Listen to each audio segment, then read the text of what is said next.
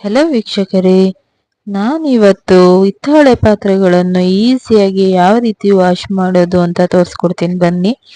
ಎಲ್ಲರೂ ಹುಣಸೆ ಹಣ್ಣು, ನಿಂಬೆ ಹಣ್ಣು ಮತ್ತೆ ಉಪ್ಪು ಬಳಸಿ ಇದನ್ನ ಹಿತ್ತಾಳೆ ಪಾತ್ರೆಗಳನ್ನು ತೊಳಿತಾರೆ.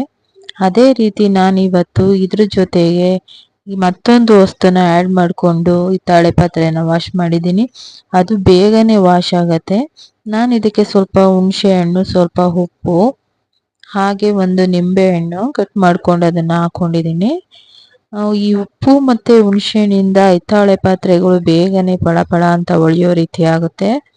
ಇದ್ರ ಜೊತೆಗೆ ನಾನು ಸ್ವಲ್ಪ ಸಬೀನ ಕೂಡ ಆ್ಯಡ್ ಮಾಡ್ಕೊಂಡಿದ್ದೀನಿ. ಇದರಿಂದ ಹಿತ್ತಾಳೆ ಪಾತ್ರೆಯಲ್ಲಿರುವಂತಹ ಜಿಡ್ಡುಗಳು ಬೇಗನೆ ವಾಶ್ ಆಗುತ್ತೆ. ಯಾರ್ಯಾರಿಗೆ ಟೈಮ್ ಸೇವ್ ಮಾಡಬೇಕು ಅನ್ನೋ ಒಂದು ಆಲೋಚನೆಯಿಂದ ಪಾತ್ರೆಗಳನ್ನ ತೊಳೆಯೋಕ್ಕೆ ಹೋಗ್ತೀರಾ, ಅವರು ಈ ಟ್ರಿಕ್ಸ್ನ ಯೂಸ್ ಮಾಡಿ. ಇದರಿಂದ ಬೇಗನೆ ಪಾತ್ರೆಗಳು ವಾಶ್ ಆಗುತ್ತೆ ಮತ್ತೆ ತುಂಬಾನೇ ಶೈನಿಂಗ್ ಫುಲ್ ಆಗಿರತ್ತೆ.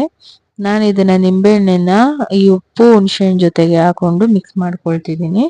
ಹಾಗೆ ಸ್ವಲ್ಪ ನೀರು ಆ್ಯಡ್ ಮಾಡ್ಕೊಳ್ತೀನಿ.